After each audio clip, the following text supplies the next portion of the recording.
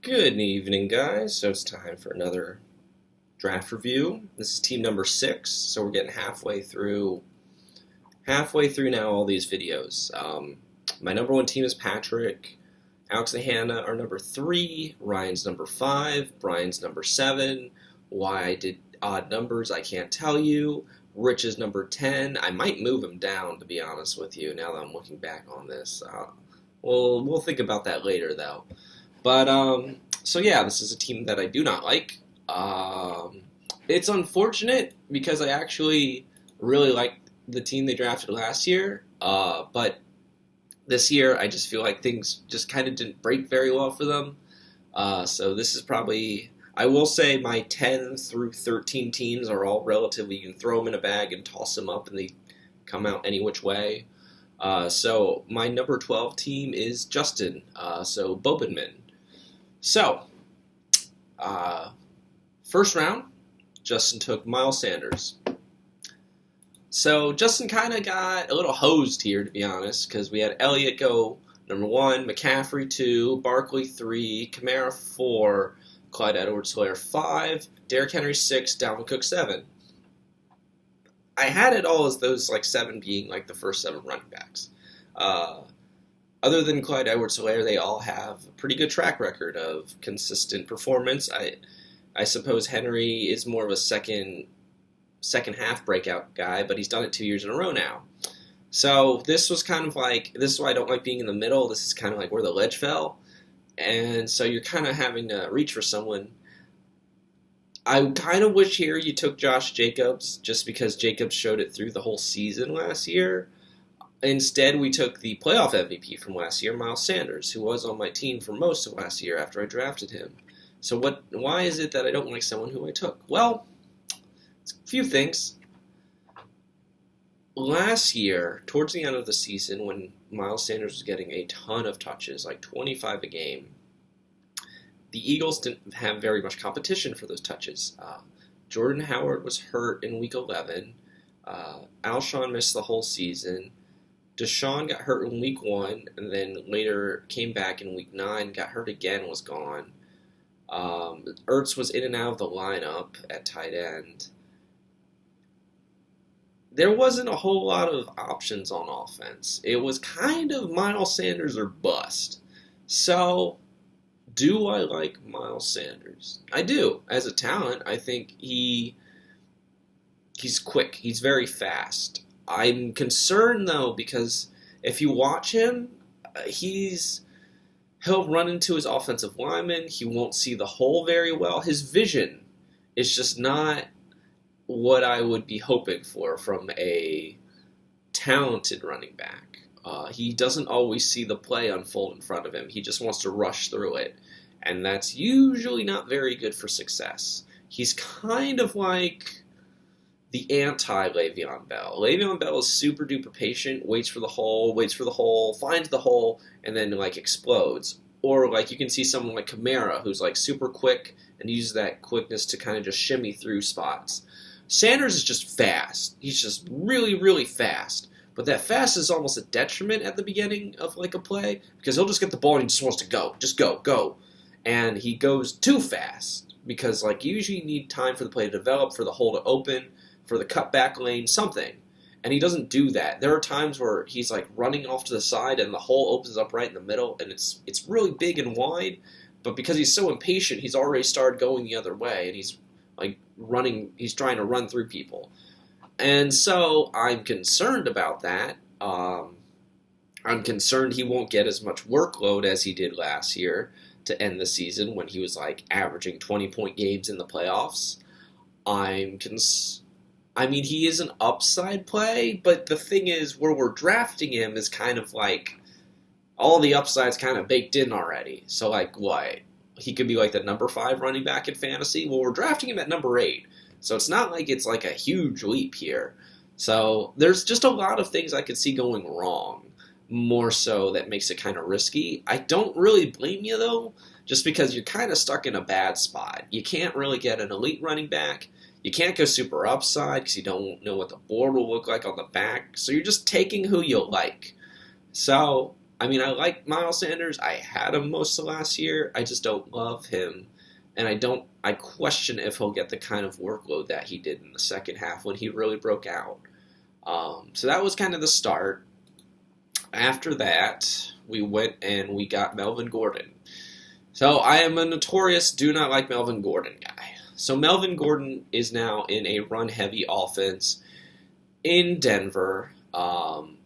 He is the goal line back. He is the pass catcher. So why am I down on him this year, like many other years? Well, before Leonard Fournette got waived, we'll go into the other players taken in that are at running back in this round. So we have Joe Mixon, David Johnson, Chris Carson, James Conner, Todd Gurley, Le'Veon Bell, Devin Singletary, David Montgomery, Ronald Jones. So excluding Ronald Jones and possibly Singletary, we'll get into that later. All the other guys are bell cow backs. Melvin Gordon's not a bell cow back. I actually think Philip Lindsay's the more talented back. So we're paying for what we think Gordon could be in the second round, and I don't love that. I mean, it's just tough for me to see a way that Melvin Gordon breaks 1,000 yards rushing. It's tough for me to see a way he breaks 800 yards rushing, just because Lindsay's going to get some work. He's not going anywhere. Philip Lindsay's super talented. Lindsay was a 1,000-yard rusher last year. Gordon wasn't even a 1,000-yard rusher last year. So, I know he didn't play the whole season, but he only missed 4 games. He didn't even get 700 yards last year. Lindsay got 1,000. So it's tough for me to justify this kind of draft capital on a guy who's going to be in a timeshare with someone who I think is actually better than him. I understand he is the goal line back, so I guess he's getting the goal line carries, and he is the better pass receiver. But what are we talking? Gordon's going to get what? 15 carries a game, and Lindsay gets 10? That sucks. Yeah, it's good to get 15 carries a game, but that, what happens if Lindsay has a touchdown? I don't think Gordon's going to have a touchdown that game. So I don't love that in the second round. I feel like there were better picks in the second round.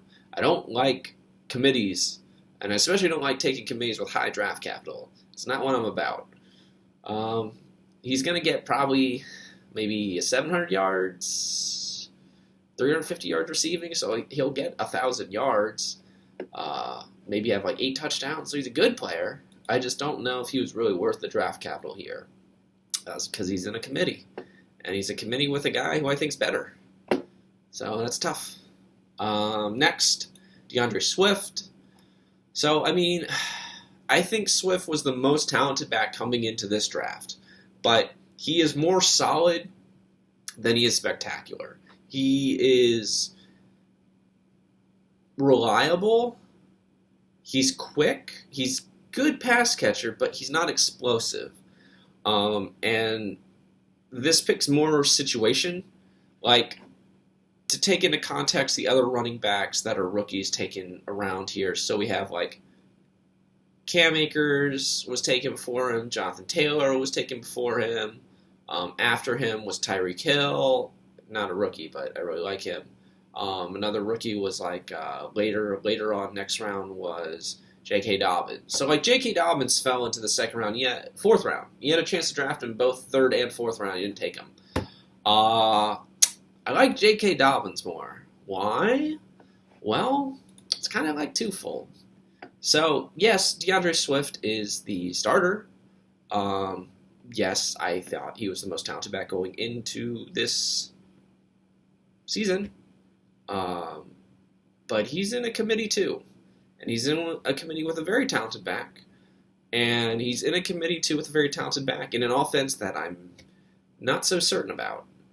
Are we going... Patricia's talking about doing run heavy, but we have a $100 million quarterback. I don't love the offensive line, but we've invested in the wide receivers. There's a lot of hit or miss with the Lions. I think that Swift can be the starting running back. I think he can do running back 2 numbers, so I don't mind him as your flex at all. I think that's good.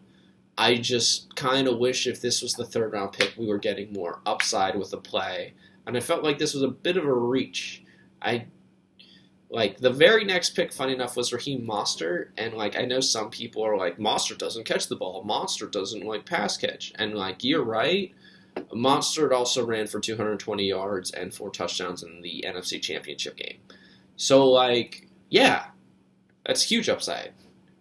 Do I think DeAndre Swift's going to have a game like that in his life? No. Because he's on the Lions, and the 49ers know how to pass block, and the Lions don't. Lions, I don't even know if the Lions know how to, pass block, run block, block. So it's tough for me because I like Swift the player. He's just in a tough situation, and I know he's hurt already right now. He's coming in nicked up in the season. So I kind of see his breakout kind of like Ronald Jones last year. And it's just kind of like, I don't love using a 3rd round pick on like a Ronald Jones-esque breakout. Like, I think Ronald Jones is worse this year, so he's not worth the draft position. But Ronald Jones went in like the 5th round last year. And I kind of feel like that's where Swift ought to have been. I felt like this was kind of a reach because you want to go triple running back, but you kind of forced it here. I don't know. It's just kind of tough for me. I don't see Swift getting like 1,000 yards. I think Carryon's going to break down at some point, so yeah, but until that happens, Swift's just kind of like stuck. Because Carryon's going to be stealing carries, and Patricia's talking about Carryon being the goal line back, and I'm just, I don't like committees. I don't like using high draft picks on committees, and I especially don't like using high draft picks on committees with coaches that I don't like. Like, it's not, I'm not about it. You should not like Patricia. I don't trust him. I know he says he's going to run the ball. Like, show me. So I think he's going to get like 750 yards. I think he's going to get like 250, 300 yards receiving, so 1,000 yards receiving, or 1,000 yards total, like 6 touchdowns. But that's not, I don't want to use my 3rd round pick on that. I want to use my 3rd round pick on upside. And I don't think Swift has like the upside to be like a top 5 back, unfortunately. Like Miles Sanders last year, or like Devin Singletary, or like possibly Dave Montgomery, just because he's in a timeshare on a bad team that I question knows how to use him. So, yeah. 4th pick I like. We took Tyler Lockett. I'm not going to go too much into this. This one's super simple. I like Lockett. I think he's super solid. He's the best. He's the most efficient. I shouldn't say best. He's the most efficient downfield receiver in football. They ought to throw to him more. Yes, last year was his first 1,000-yard receiving season. I think, he's going to get like his 1,000 yards, his 8 touchdowns. He's a low-end wide receiver 1, but considering this is where we're taking the wide receiver 1, I don't mind it. This is exactly where he ought to be drafted, so I'm not going to quibble too much with it. He's just a good player, a good system. I wish they threw the ball more. They ought to throw the ball more. Lockett should be having like 1,400-yard seasons if they threw the ball more, but they don't for reasons you and I will not discuss right now. Don't like the Seahawks offense. But he's super efficient. He's the top target. He was Rich's probably best pick last year, and I love the draft value. So, yeah, that's a good pick. Good pick. Next, we have Zach Moss. After my heart. I love this pick. I really like Zach Moss a lot. He's a freak. So, yards after catch, he was second best in the nation last year. Forced missed tackles, second best in the nation last year. He's like 5'9", 223. He's quick. He's not fast, but he's a load to bring down. So why do I like him? Well, I mentioned Devin Singletary earlier, so this is where we bring him up. So last year, I had Devin Singletary. I like Devin Singletary. Terrific player. The one caveat with Devin Singletary is, for whatever reason, the Bills would use Frank Gore as the goal line back. And that kind of killed me. Devin Singletary scored 3 touchdowns last season. 4 touchdowns, my mistake. He had 1 receiving. So 3 rushing, 1 receiving. And now the Bills are like, oh yeah, Zach Moss is the goal line back. Well, there's the goal line back in the 5th round. Okay, so I like Zach Moss. Unlike Swift, I think he's in a good situation. I think that they will use him properly. I think, honestly, he's probably going to do the same amount of points as Swift. So it's kind of funny how that worked out. But that's because he's not going to get as many yards, but he'll get the more touchdowns. So I like this. I think Moss could be a breakout candidate if something were to happen to Singletary. But in the meantime, the fact that he's getting the goal line touches is pretty valuable to me. And that they're making this a committee is nice. I mean, it's a committee that Singletary owns, just like he did last year with Gore. But Singletary can have those 80, 90, 100-yard games, and Moss can have the 40-yard gains and 2 touchdowns. Take that all day. So, yeah. No, I like this. This is good. This is some upside. Do more of this. So, I like Zach Moss pick. After that, we took Keenan Allen. All right. So, like Keenan Allen, he's been around 8 years. He has been targeted 758 times in those 8 years, which is 13th most in the NFL in that time, so a lot. And he's always been like a top 20 receiver, basically in like half those seasons. And in the other half, he's kind of injured or like something happens. But he's never scored more than 6 touchdowns. Last year he had 6, so, right on average. And we have Tyrod now as the quarterback. Tyrod either runs or throws the ball deep.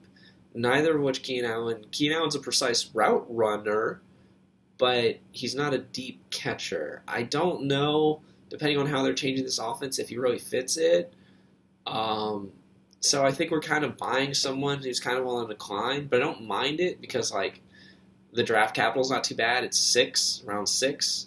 So, I think this is kind of like a good player on the decline. I don't think he gets his 1,000 yards. I think he gets 5 touchdowns, so maybe 900 yards.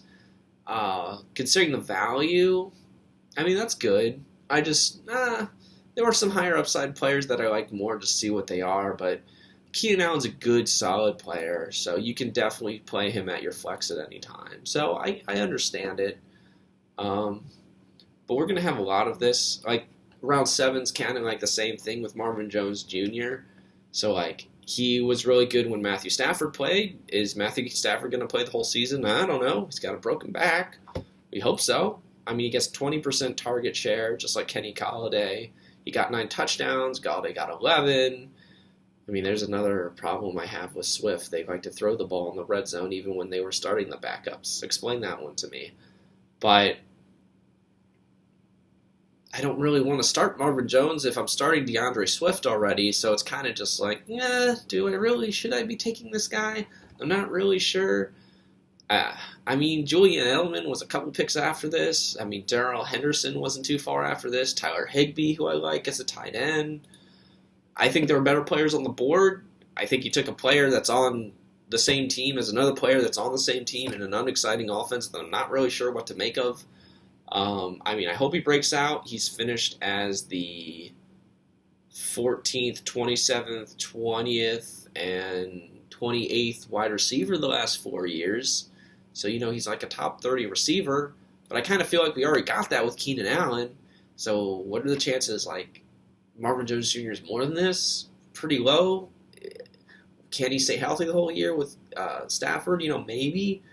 So I don't mind it. He's a possible flex option. So I suppose for depth, that's good. I'm kind of wishing one of those 2 picks, though, we kind of would have taken someone with some upside. Next pick was Christian Kirk. So there we go. Some upside. So Kirk was good last year. 700 yards. He had 108 targets, but they weren't terribly accurate. He's not going to have as many targets this year because welcome DeAndre Hopkins to the Cardinals. But that's okay. There's the possibility this is his 3rd-year breakout. Case in point, Chris Godwin. So, do I think he's Chris Godwin? I mean, no. But is it out of the realm of possibility? No. The offensive line looks better. They have Kenyon Drake to take some pressure off of Kyler Murray, and they have DeAndre Hopkins. They want to throw. That's the Cliff Kingsbury offense. It will not surprise me if Kirk can be what Juju was to Antonio Brown, Kirk can be that for DeAndre Hopkins. I mean, Will Fuller thrived when he was healthy next to Hopkins. So I think this is a good upside play, especially on a third-year target. I know that Kirk has his own injury issues at times, but if he can stay healthy and take that number 2 role in a pass-heavy offense, which I think they will be now, I think it's really good for him. He was the number 29 wide receiver when he was healthy last year. He could be more than that. He could be a guy who cracks the top 15, maybe even top 10. So I like that. I don't know why we don't do more of that. I mean, his floor is pretty good, and his ceiling's even higher. So another wide receiver, another guy we can play at flex. So again, we're taking a lot of depth, but not as much like upside, just kind of like floor. I mean, we definitely took that with the next pick with Jameson Crowder. So like this string of receivers who are mostly floor guys. So Crowder will probably lead the Jets in targets. He'll probably have he hasn't had ever more than 6 touchdowns in a season, so that's what I'm going with. He's going to have 6 touchdowns this season. Last year was a really big year for him, and he still didn't break 900 yards, so I don't think that's going to change. So 800 yards, 6 touchdowns.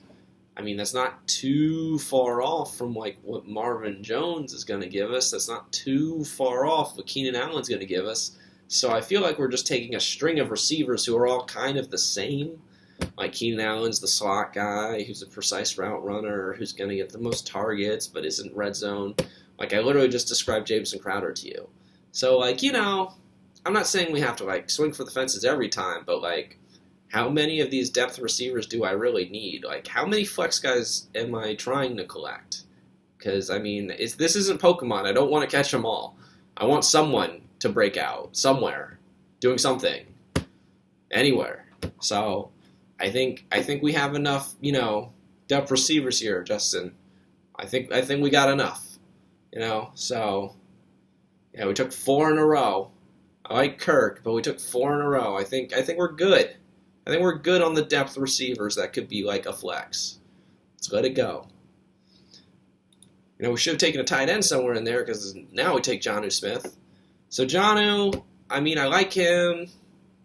Delaney Walker's gone, but he's in a run-heavy offense. Tannehill really only targets A.J. Brown. I mean, maybe he's the starter, but he didn't have more than 5 catches in a game. I want more from my tight end from that. Last year you took Mark Andrews, and that turned out really well. Maybe it's the same thing with Jonnu, but I don't know if I see that. So I don't love that. I'm not sure he's even going to be on your team in a few weeks. I wish we would have taken a tight end instead of all these depth receivers, but, hey, that's me. So next we took Jalen Reagor. I like this pick. Here we go. So I will put the caveat. Again, we're doing the running back, Miles Sanders, wide receiver on my team. So we did that with Swift and Marvin Jones, doing the same thing with Miles Sanders and Jalen Reagor. I don't know if you're doing this on purpose. Maybe you're like Rich. I'm not sure. I don't like it. But, hey, Rager's got upside. Alshon Jeffrey's hurt. Marquise Goodwin opted out of the season. I have Deshaun Jackson, who is infinitely always hurt. So who does that leave? Jalen Reagor. So he's a rookie. He can fly. I don't know if he's picked up the playbook. I don't know how well he's taken to the offense. But Philly does want to throw the ball. I know they have Miles Sanders. I saw him. He was on my team. They like screen passes to him. Why? Because no one else was healthy. So if Reagor can stay healthy and not be J.J. Arcega-Whiteside and learn the playbook, he can really help them. And he has a shot to play a ton. So could he be one of your depth receivers previously? He could. He could be just like a Marvin Jones. Or, he might be a Terry McLaurin. He might be a starting number 1 receiver as a rookie who has no other help on his team that can really show out with his talent. And I like that a lot. I wish we did that more with some of those depth receivers we were taking, instead of just one in Christian Kirk. So I like Reagor. I think that's a good pick. Why don't we do more of that?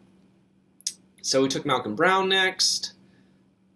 I don't know what to make of Brown. He's competing with Darrell Henderson and Cam Akers. They are talking about him as the number 3, but he's the goal line back. I mean, at this point, we're just kind of taking a shot in the dark at a running back who's on a team that does genuinely like to run, but he's been there for 4 years, so I'm not exactly sure how much upside there is. But it's late in the draft. It's round 12, so why not roll the dice? So I don't mind it. Maybe we should have rolled the dice a little bit sooner, since this is now our 5th running back instead of taking all those wide receivers. But, okay. Took Aaron Donald next, best defensive player in football, can't argue. Zach Cunningham, good linebacker. KJ Wright, really good linebacker. You cut Sean Williams, you already got a new safety, so I saw that. Jimmy Bates, the third, I believe. Jimmy G's your quarterback. All right. There's the thing. Okay. So, I don't like taking quarterbacks early. That is something that I just don't believe. It's silly to me. Like, why would I take a quarterback? Like Robbie took Deshaun Watson in the 4th round. Why would I do that when I could possibly take, like, Patrick Mahomes in round 12 or, like, Lamar Jackson in round 10? Like, there's no reason for me to go hunting for a quarterback high when there's the possibility of me getting someone just as good 8 rounds later.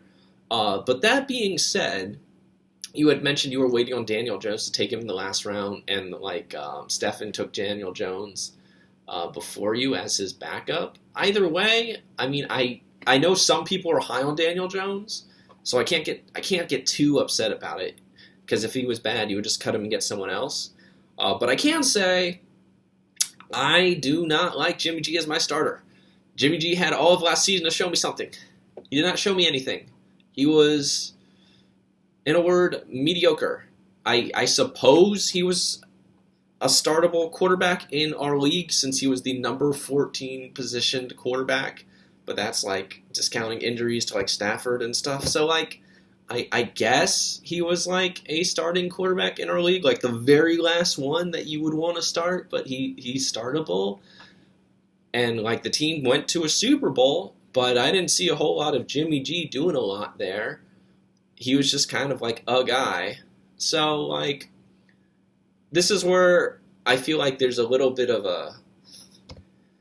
a miss. There's something missing here. So like if you like Daniel Jones and you wanted Daniel Jones and that was like your guy, you shouldn't wait. At least not this late. I mean, I like waiting on quarterbacks, but if I want a guy, like, I'm just going to go get him. Like, do I think, like, I waited for Cam Newton, and I took Cam in, like, round 11. Like, I could have taken Josh Allen there, but I really wanted Cam. That's pretty late. Once you reach the double-digit rounds, it's okay to, like, take a swing. I'm not really sure why we took, like, a shot in the dark with, like, Jonnu Smith in the 10th round. Why we're taking all our defensive players. If you need a quarterback and you're like the last guy looking for a quarterback, I mean, I suppose you can just wait since, like, you figure no one else is going to pick your quarterback. But if you got a guy on the board, which if Daniel Jones was your guy, not that I agree with that, but if he was your guy, then you should just go get him at some point. Like, what does it matter if you take him in, like, the 14th round or, like, the 18th round? It's not a big difference at this point. You're just throwing darts at the board hoping something hits. You might as well hit on someone who's actually going to start for you. So, personally, I would be getting, like, Gardner Minshew as my starter because they're going to throw and throw and throw forever in Jacksonville based on the fact that there's nothing on that team now except for DJ Chark, Gardner Minshew, and friends. That's the squad. That's the offense. And the defense is terrible. But, we took Garoppolo in the 17th round, but this is kind of like indicative of with like this draft as a whole. Like, we waited too long on quarterback. We went from round 5, Zach Moss, to round 12, Malcolm Brown, to take another running back. In between all of that time, we took wide receivers, 1, 2, 3, 4, 5 wide receivers and a tight end. So that's a lot. That's a lot. And even in that time, we took a bunch of wide receivers who are all relatively the same, like Keenan Allen, it's Marvin Jones, it's Christian Kirk, it's Jameson Crowder, And then we got really big upside with Rager, and I suppose, I mentioned Kirk. There's upside with Kirk that I like. But, like, there's not too much separating all these guys. Like, this guy's going to get, like, 80 receptions, and this guy's going to get, like, 80 receptions. This guy's going to get 800 yards, and this guy's going to, like, you'd have been better off in one of those rounds just taking a shot in the dark at, like, some rookie running back you or I have never heard of. Just because, like, what are you losing out on? Another depth receiver? Like, there's no reason to fill up the team with all these depth receivers. Like, what is it? Crowder played all 16 games last year. I guess Kirk missed 2. Did Jones play all 16 games last year? So Jones played 13 games last year. So I guess he was kind of hurt. Like Keenan Allen played all the games last year. Yeah, so Keenan Allen played 16 games last year. So, like, it's just hard for me to just be, like, super excited about the team as a whole because, like, I don't know, we took committee running backs, we took depth receivers, we didn't really fill the tight end spot, we didn't fill the quarterback spot. I don't know. I don't really know, like, what we were doing here. It's just kind of like there's no real rhyme or, like, consistency at all with it. Well, I guess the consistency is, like, we went super run heavy, and then we went super pass heavy, and that's, like, it. It's kind of like you separated, like, the squad into, like, 2 different portions in the draft. It's just really strange. So, like, usually I like going triple running back. I feel like I wish one of the 2 that you took instead of Gordon or Swift, one of them would have been more high upside, and one of them would have been more consistent. They're both kind of like Gordon's in a new situation, and Swift's in a bad situation. I mean, I like Lockett a lot as your number 1 receiver, but, like, and I suppose Allen, Jones, Crowder are all interchangeable, and Kirk and Rager could be something, and they're interchangeable, but it's just like, I don't know, this team is deep, but the team is not high. The team's a lot of floor. Like, we talked about this with Brian, but this is even more so than that. Just because, like, I don't see any of these guys being, like, top 10 at their position except for maybe Sanders. Like, do you see Melvin Gordon as a top 10 running back? Or DeAndre Swift? Or Lockett? Or Moss? Or Allen? Or Jones? Or Kirk? Or Kraut? Like, it just, I'm not saying you have to swing all the time or swing every pick to try and hit a home run, but I don't know, like, why? Let's just pick a random round. Why didn't we take, like, Josh Allen in round 11? Why did we take, we took Rager, so I guess I understand that, but why? Let's see. Why did we take Malcolm Brown instead of, like, Mike Williams, who's, like, a red zone target for the Chargers? I mean, you have Keenan Allen already, but the difference between Mike Williams in round 12 and Keenan Allen in, goodness me, round 6. It's like maybe 100 yards.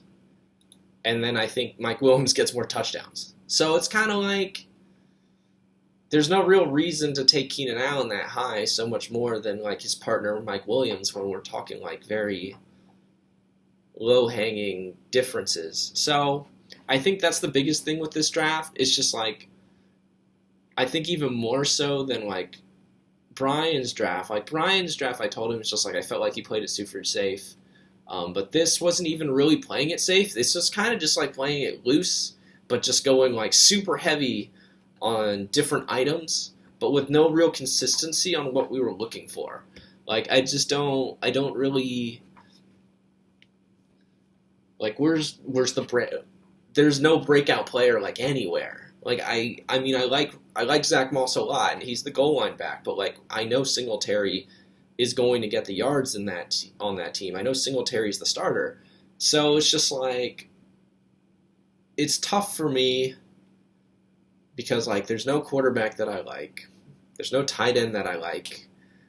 The running backs two of them are in committees that I don't like.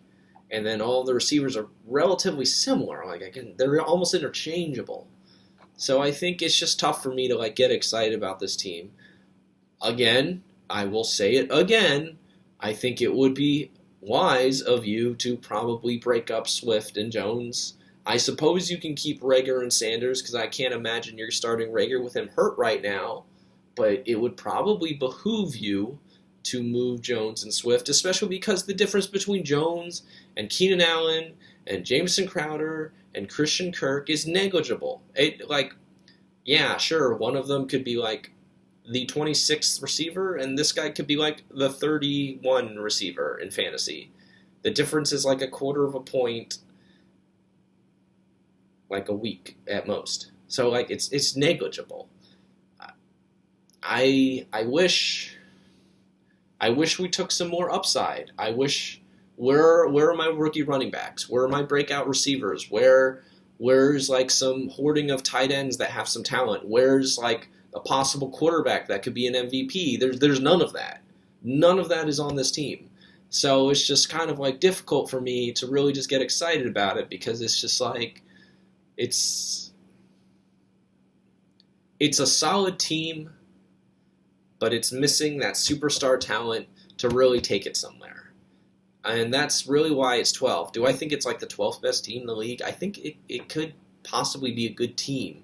But I have a difficult time seeing it getting anywhere in the playoffs if it gets to the playoffs. I mean, you're more set up to deal with injuries than other teams, so if someone higher above you gets some injuries, yeah, you could move up, but it's not like we're moving up and doing something where there's no MVP quarterback, there's no breakout running back, I guess we can hope Swift is the breakout running back on this team. There's no, I like Lockett, but Lockett's probably going to be what he was last year, so there's no, superstar receivers. There's no, breakout tight ends. I just have a difficult time understanding, what we were doing, why we went so running back heavy and then so wide receiver heavy. Why didn't we switch it up or try and do some different things or try and hit some upside somewhere? I don't know. So you tell me. But yeah, that is Justin's. Let me know if you have any comments. I'm more than happy to give you feedback, or you can tell me where I'm wrong.